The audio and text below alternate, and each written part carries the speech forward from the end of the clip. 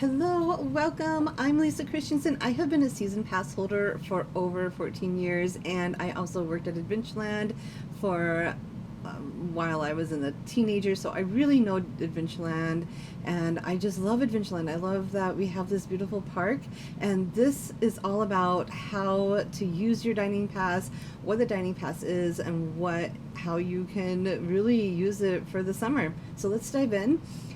We had ate at two places on Friday, May 23rd, 2025. We ate at Oinks and we ate at Doc's and Leon's, and we loved them both. Doc and Leon's diner has like this 50 type feel to it. For those of you that are new, the all season dining pass at Adventureland, you can enjoy two meals for each visit that you go to. So if I get there at 11 in the morning, I can have lunch. That's when most of the dining places open. And then at 3 o'clock, I can have another meal. But then that's it. I get two meals per visit per day. And you can eat anytime that you would like, just by dropping in for a quick bite or for a longer meal. There's snacks and a full, what they call bundle, that includes an entree and a side. Most of the time the sides have mac and cheese, fries, or beans, or something like that. So let's dive in and see what is included and why you might want. As you first walk into the park, the first restaurant is Doc's and Leon's. This is like a sit-down restaurant, and it has bacon cheeseburgers, hamburgers, a garden burger.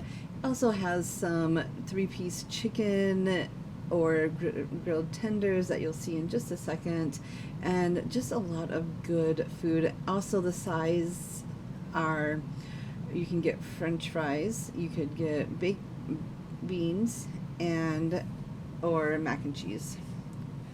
The food here was very tasty. I have two sons and a daughter, and we enjoy fried chicken.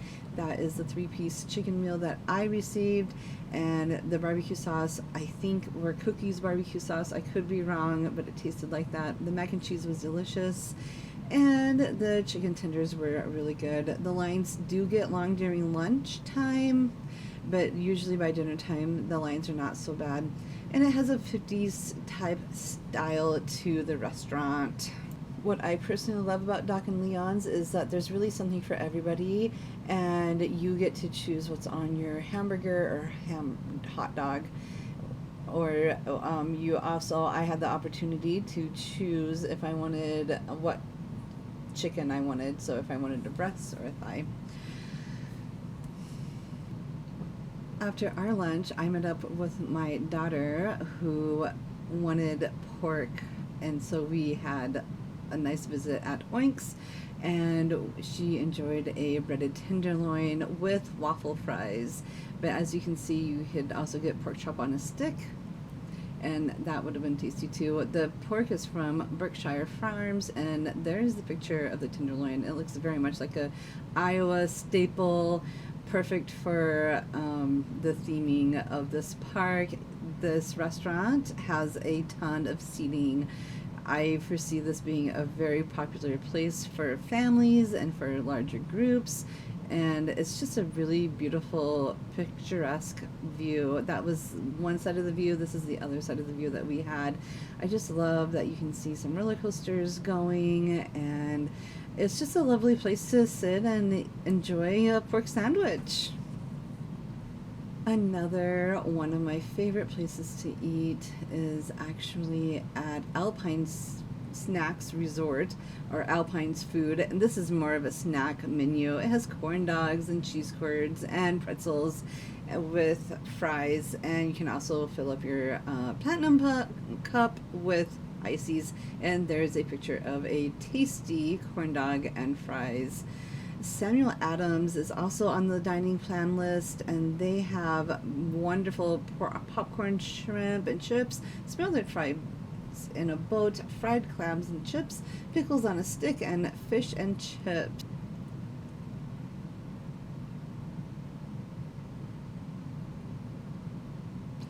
Walk and Roll has some wonderful food. That includes 4 egg rolls, orange chicken, sesame chicken, and sweet and sour chicken. Next on our list is the walking taco. Oh my gosh, these are huge and well worth the money, whether you have the dining plan or not. But you get to choose your chips, your protein, and your topping, and it's very streamlined but so delicious.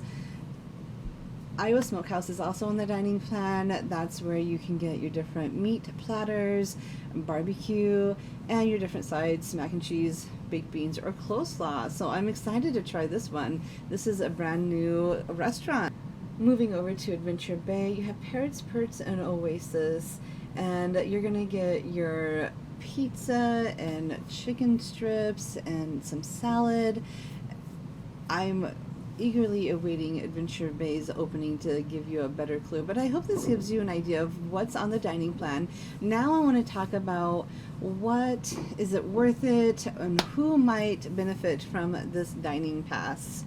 So we have a couple things to think about. Is the dining plan worth it? Yes, if you have hungry teenagers. If you live local, I can see this being a very big blessing for families. If you visit the park for more than 3 days, I would say it would be worth it. Or if you take date nights with your family and go for live music in June and into July, then I would say it's absolutely worth it.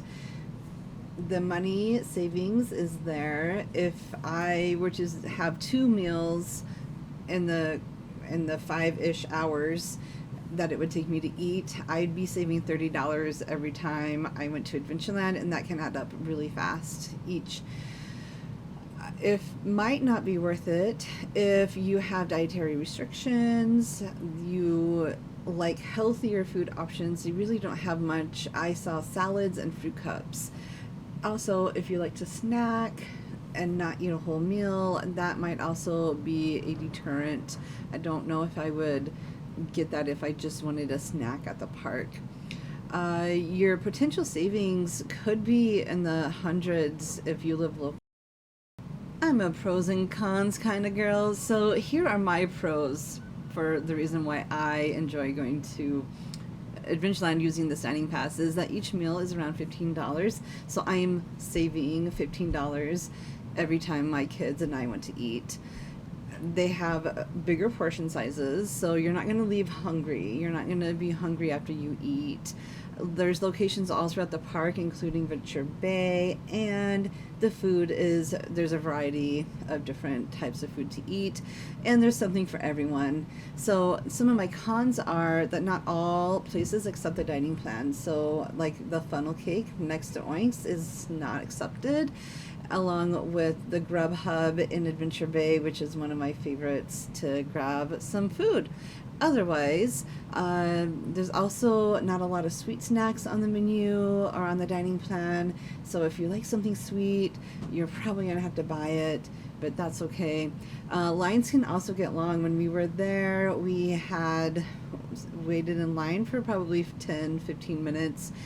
The other thing that I was not a fan of is that not all dining plan locations were open. So the walk and roll location and the barbecue place, the smokehouse, was not open. But all in all, I think for $100 per person is well worth it. I know that a lot of families are spending close to over $1,000 this summer, including our families, just so we could have an enjoyable time at Adventureland. And I think that we will get our $1,000 worth of money out of Adventureland, but it is something that we budget every year. So those are my pros and cons. I'd love to know what you think.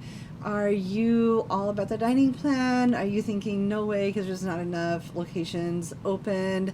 I'm hopeful that Adventureland will continue to grow this and expand it and make it into something awesome. The park is beautiful, and now that there's a dining plan, I foresee our family actually utilizing the park even more. So anyways, have a wonderful day at Adventureland, you guys, and I'd love to know your favorite foods in the comments. Talk soon. Bye.